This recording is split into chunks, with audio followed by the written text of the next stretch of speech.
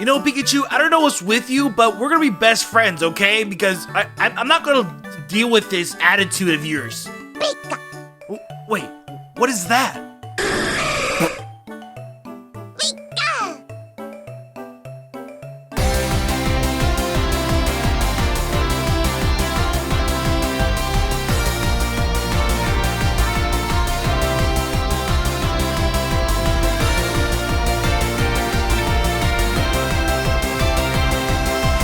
What is going on, guys? This is Dobbs here, bringing you another Pokemon video. And in this video, I'm gonna go over every single Pokemon that I could find that was revealed before their own generation. But before we start, I just want to let you guys know this video is sponsored by Raycon earbuds. And man, these earbuds are awesome because they're extremely affordable compared to the prices of other earbuds on the market. They're like half of that price. And also the quality of the sound sounds great. Like you probably couldn't even tell a difference between a $150 earbuds and the Raycon everyday earbuds, which are the ones I have right here. And these are honestly perfect for what I do because I like walking Duncan while listening to podcasts or random YouTube videos. And I also like listening to the Ferret theme song when I'm hanging out with Ferret. Ha, Ferret. It's just you, me, my Raycons, as you can see right here, and Duncan. Hello, Duncan. And with the Raycons, the gel tips are pretty comfortable and you don't even notice them that they're there. And they don't stick out like their antennas, like making you look like an alien or something. And also the Raycons last a long time. They actually have a 32-hour battery life, which is a lot longer than some competitors out there that are double the price. And what's cool about the company Raycon, if you don't like the earbuds, you have a 45-day happiness guarantee to return them. So you really can't go wrong just trying them out and giving it a go. So if you want to try out these Raycons and give it a shot, then check the link down below in the description or go to buyraycon.com/Dobbs to get 50% off your order. So instead of being half the price of competitors, it's now even further discounted, which makes this an awesome deal, especially with that return policy. And yo, humongous shout out to Raycon for sponsoring this video. I really appreciate it. And with that said, without further ado, let's get into the video.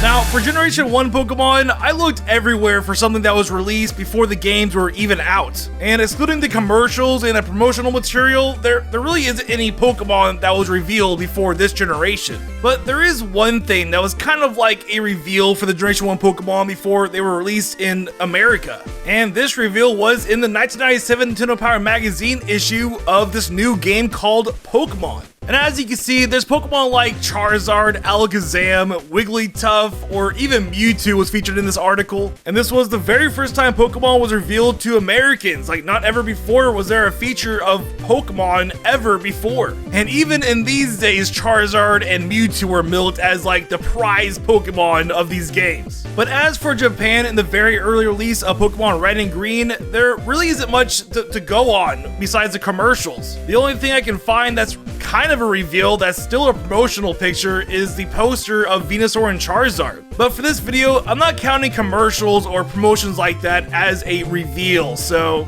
yeah, I'll make an exception for this one generation, since it was the first. But yeah, that's all I could find for Generation 1, so if you know any Pokemon that was revealed before the games were released, let me know in the comments down below. But yeah, after this, the early reveals get pretty crazy. Alright, for Generation 2, all of y'all probably thought Ho-Oh would be the earliest Generation 2 Pokemon reveal before Pokemon Gold and Silver was released. Because as we all remember, Ho-Oh appears in the very first episode of the Pokemon anime. But what if I told you that wasn't the earliest reveal of a Generation 2 Pokemon? Because the earliest reveal of Generation 2 Pokemon actually goes to Tyranitar. Yes, in a 1997 Japanese magazine cover illustrated by Ken Sugimori, there is a monster that looks exactly like Tyranitar. And well, it's because it is Tyranitar, but during this time, it wasn't supposed to be a Pokemon. All it really was a gift to the magazine interviewer as like a sneak peek of like a never before seen design of a monster that Ken Sugimori has drawn. But as we all know, this monster we see here ended up being Tyranitar. So after this, the next Pokemon was Ho-Oh in episode 1 at the very end where Ash is like on the ground and looks up in the sky and sees a shining Ho-Oh just flying into the sunset. And his Pokedex is like, yeah, there's a lot of other Pokemon that we have yet to discover, so mind blown. And I'm not gonna lie, when I was younger, I thought this was a Fearow that was glittering in the sun. Like, I had no idea what this Pokemon was. I still remember that.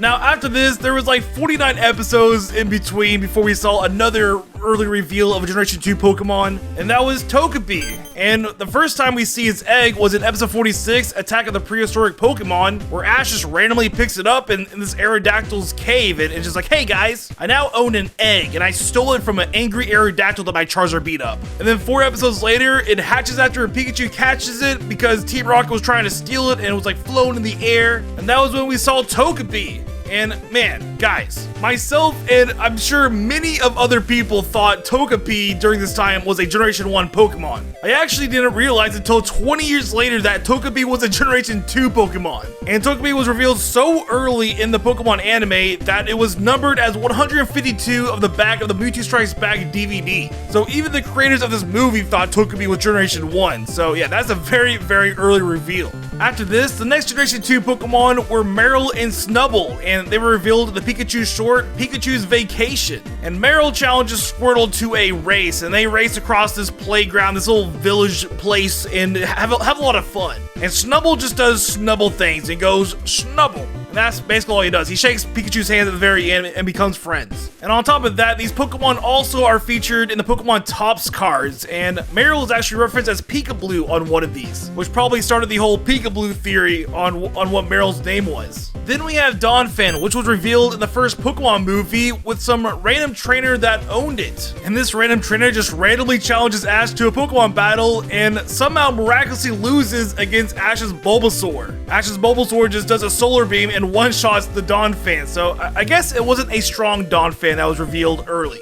Then in episode 103, Misty meets her match, Tracy shows a sketch of an Elekid to Professor Oak, thinking that's the new Pokemon that he discovered. And then eventually we do see the Elekid revealed in the 4th Pikachu short, Pikachu's Rescue Adventure, where an Elekid helps Pikachu and his friends go on a quest to rescue Togepi because it wandered off. And during this quest, they see a Hoothoot that just pops out of a tree hole, all cute looking. And then somewhere we see a horde of Ladybug just flying around doing Ladybug things. And then finally there was a trio of Blossoms that do this dance, and a bunch of water-type Pokemon join them, and they're like, Bell, Blossom. It's very cute. I love this. This is so nostalgic for me. And finally, the last 2 Pokemon revealed before Generation 2, we have Lugia and Slowking. And Lugia is a very interesting one, because if you didn't know, Lugia was originally planned to be an anime exclusive Pokemon. It wasn't even made for the video games. And how this happened was the Pokemon Company gave Takeshi Shudo full creative control of the Pokemon movie, and he just saw this as an opportunity to make his own Pokemon as like the main feature of his story.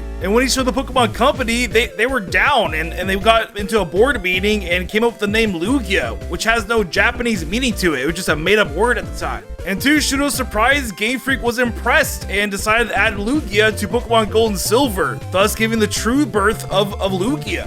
See what I did there? The Japanese name for this movie is Lugia's Explosive Birth, and I kind of just twisted that in my commentary in a unique way. I know, I'm a genius. And lastly, we have Slowking, which was just a genius Pokemon. He was like the second Pokemon ever to be seen speaking English. And when I say he's speaking English, he's actually moving his lips and using his vocal cords. He's not using telepathy like Mewtwo was. So seeing that there were more Pokemon out there that could actually speak English like Meowth could, it was a cool addition. But sadly, the Slowking didn't speak English in the Pokemon games. He was just a regular Pokemon in those. But yeah, those were all the Generation 2 Pokemon that I could find that were revealed before Pokemon Gold and Silver was released in Japan. And now we have Generation 3. Now, starting off Generation 3, this one is kind of a stretch, and for ones like this, I'm gonna put a little star by the little time span thing that pops up on the bottom, as you can see right here. And so, starting off, we have Wailord, which kind of appeared in the Electric Tail of Pikachu manga, because in the second chapter, Play Misty for Me, we can see a 3-flippered whale in the background in Misty's gym. And coincidentally, Wailord has 3 flippers as well, so you know what, I'm gonna count this. Next, we have another weird one, but in the first Pokemon movie, there is a trainer that has a backpack that has the same color pattern as Kyogre, and he happens to be a water-type trainer, so maybe this was a glimpse to the upcoming Kyogre we would see a couple years down the road. And then finally, we have our first official reveal of a new Pokemon, which was Kecleon, who appeared in the episode The Kecleon Caper. And there were 2 Kecleon, a green one and a purple one, that were owned by 2 rich women who were probably from the Hoenn region. And in this episode, the Kecleon were air sick, so instead of seasick, they were sick from flying, and so they went on to get cured of their sickness. And as for the purple Kecleon, this one's a strange one because it only appears again in the Pokemon Mission Dungeon games and never in the main series. It's not even the shiny version of Kecleon, so I guess it's not canon. Next, we have Wailmer and Azurill, who appeared in the 10th Pikachu short, Pikachu's Peekaboo. And in this short, Togepi once again finds himself in trouble and basically starts drowning, but he's all nonchalant about it. And then a nearby Wailord comes by and saves it. It's like, yo, I got you, bro. And then later on, a Gramble does this loud bark and summons all of his friends, and you see an Azurill pop out of a pond in this humongous garden. So only 2 Pokemon were revealed in this short. Then in episode 252, Fangs for Nothing, a Wynaut does a very, very subtle reveal. This is probably one of the most subtle official reveals from the Pokemon anime, and basically all you see is Wynaut just taking some donuts from Team Rocket. And then after this episode, for a while, it follows Team Rocket around and just trolls it, because why not?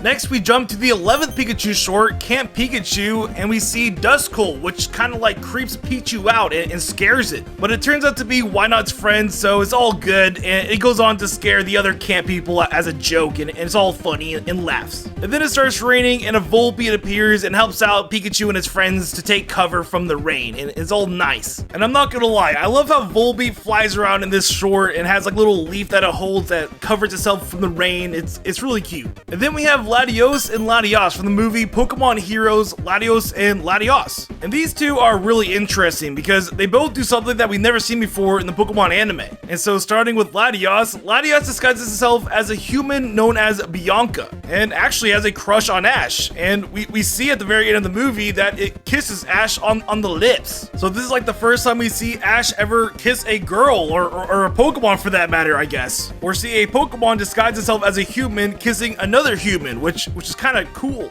And then with Latios, it gets kind of sad. It sacrifices itself to save Altair because there's this humongous tidal wave coming at it. And this is actually the first time we see a Pokemon die on screen and not get revived. And I'm not counting Entei from the second Pokemon movie because it's disputed that if that was really an Entei or just a manifestation made by unknown. So yeah, this Latios scene is like the first of its kind in the Pokemon anime.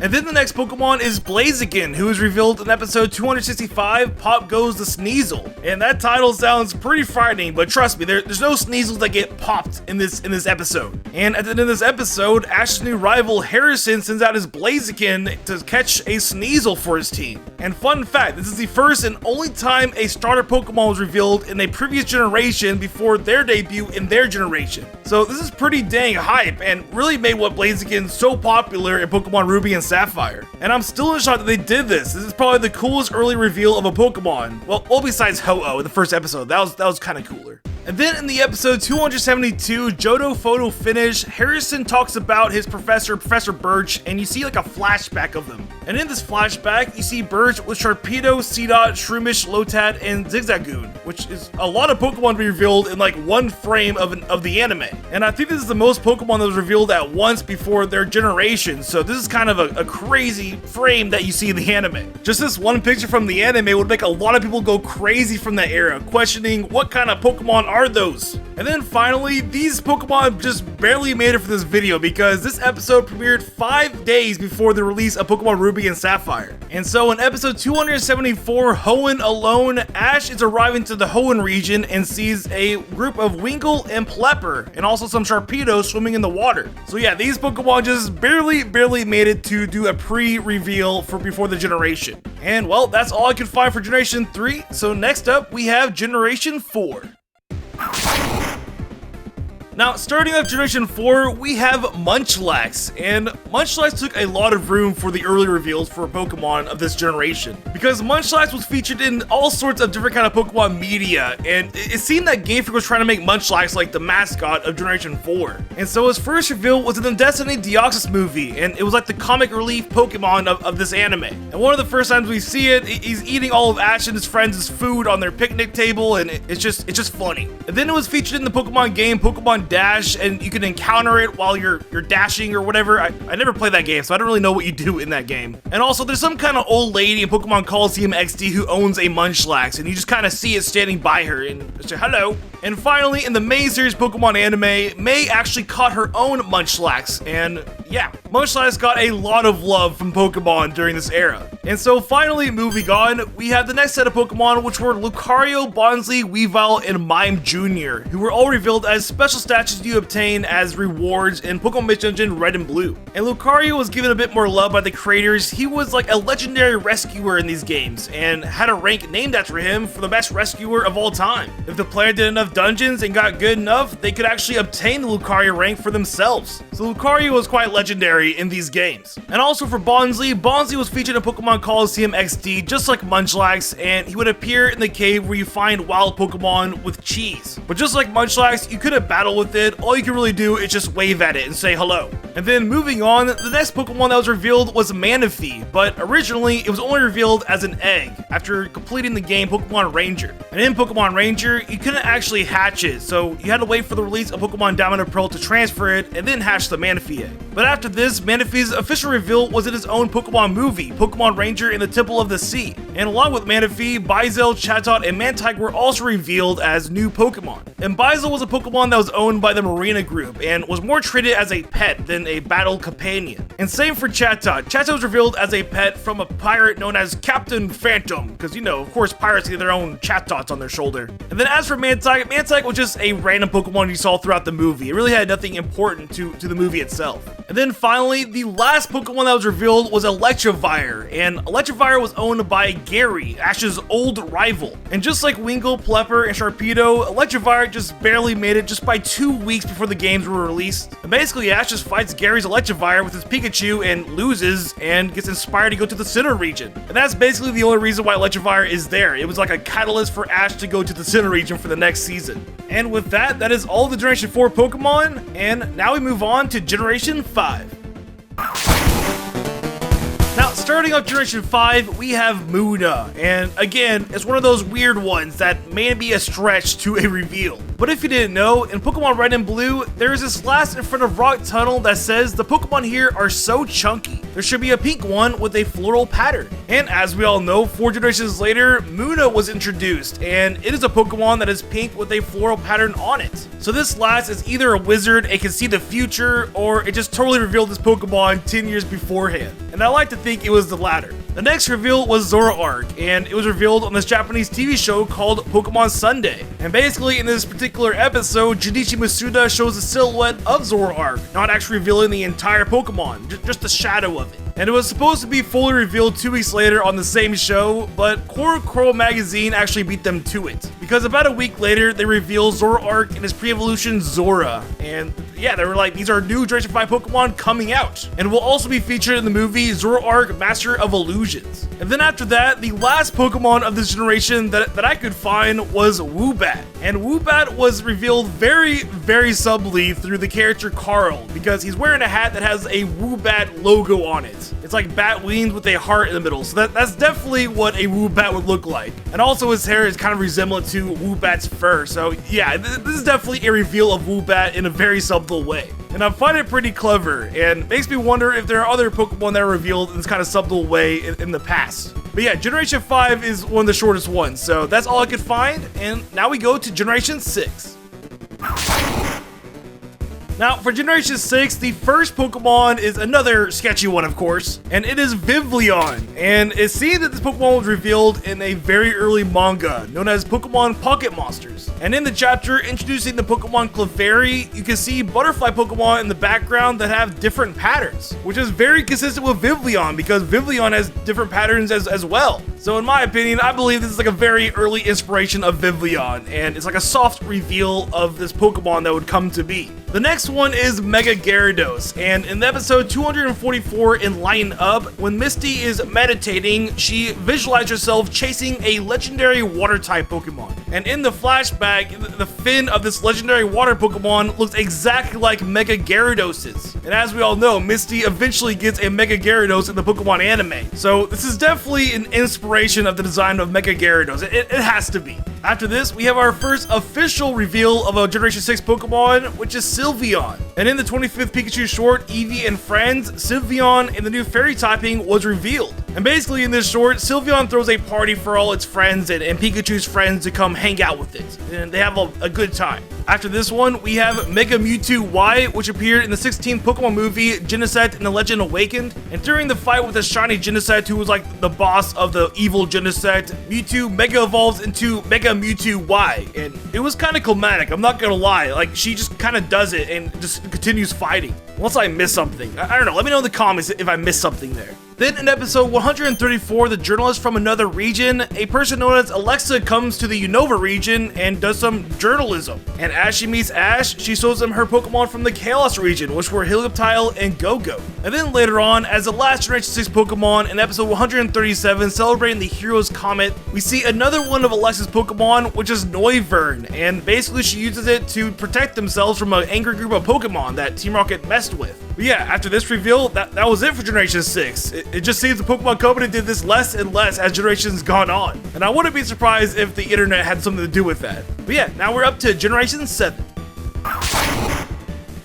Alright, Generation 7. The first Pokemon we have is Solgaleo. And of course, we're going to start with another sketchy reveal. But don't worry, it's pretty cool. In the third Pokemon movie, Spell of the Unknown Entei, when Molly's looking at her book of legendary Pokemon, there's a page with Solgaleo in the sky. But at the time, this wasn't really Solgaleo. It's just a legendary Pokemon that represented the sun. But this just has Solgaleo written all over it, so this is definitely an inspiration of some sort for the Pokemon. And then we have our first and only official reveal of a Generation 7 Pokemon revealed for their generation, which is Magearna. And Magearna was revealed in the 19th Pokemon movie, Volcanion and the Mechanical Marvel, where it's basically built by a very genius person known as Nicola, and it was created to be a playmate of one of the royal family's daughters and to protect them from evil. And in the movie, which takes place 500 years after this, an evil person known as Alva wants to steal Magearna's soul heart and use it to fuel weapons to take over the kingdom and such. And lastly, this one's the biggest stretch out of all the Pokemon of this video, and that is with Melton. And in the Pokemon movie, The Power of Us, there is a scene where you can see a statue of a particular Pokemon in the Pokemon Center. And it looks surprisingly close to Melton, so this could be a sneak peek to Melton coming to be a Pokemon. But it's disputed if Melton is even a Generation 8 Pokemon to begin with. He could be a Generation 7 since he was released in Pokemon Let's Go. So this may not even be an early reveal, but it's still a cool thing to see in the movie. And then with that, that is the last Pokemon I can find. And now let's move on to the last generation, Generation 8. Now with Generation 8, we have two Pokemon, and one of them is a sketchy reveal, and the other one is an official reveal. And I bet you guys don't even know about either of them, because these are really cool reveals. So with the first one, we have Dreadnought, which was probably inspired by the Pokemon we see in that Japanese magazine with Tyranitar. I don't think this Pokemon led to Caracosta. I think it's more related to Dreadnought because of their feet and how they're structured and such. But yeah, this one is a stretch, so take it with a grain of salt. And then the last one, this one is very sneaky. Probably the most subtle one out of all the Pokemon on this video. And that is Gigantamax Toxtricity. Yes, this Pokemon was actually revealed in Ultra Sun and Moon. Yeah, I'm serious, because in Hiya City in the Game Freak headquarters, there's a poster of a Gigantamax Toxtricity right there. And when you rip this decal from the game and enlarge it, you can clearly see that, yes, this is a Gigantamax Toxtricity right there in this headquarters of Game Freak. So yeah, this one is just a mind blown because like, oh my god, it was right there in front of us this entire time. Such an awesome Easter egg in Ultra Sun and Moon. And yeah, with that one said, that is the last Generation 8 Pokemon that I could find that was revealed before their generation, and now we're up to date with Pokemon Sword and Shield. And so far in the anime, the manga, or even the games, I haven't seen any hints to a Generation 9 Pokemon, so we'll have to keep our eyes open for that next hint. Y'all should definitely keep this video up to date by coming back and posting early reveals of Generation 9 Pokemon. And just place them in the comments. And also let me know, were there any Pokemon that I missed for this video? There's probably a few out there that I just didn't find. So let me know in the comments down below. And there you go, every Pokemon revealed before their own generation. I hope you guys enjoyed this video. Be sure to subscribe and ring that bell to stay notified for future uploads. And if you want to binge my other videos, click on the end card right now and just start binging. Also, if you want to join the Dobbs Nation Discord server, click the link down below and you can join us and talk to us. And also be sure to check out my gaming channel, Dobbs Gaming, below as well. And that's all for this video, and I'll see y'all next time. Peace.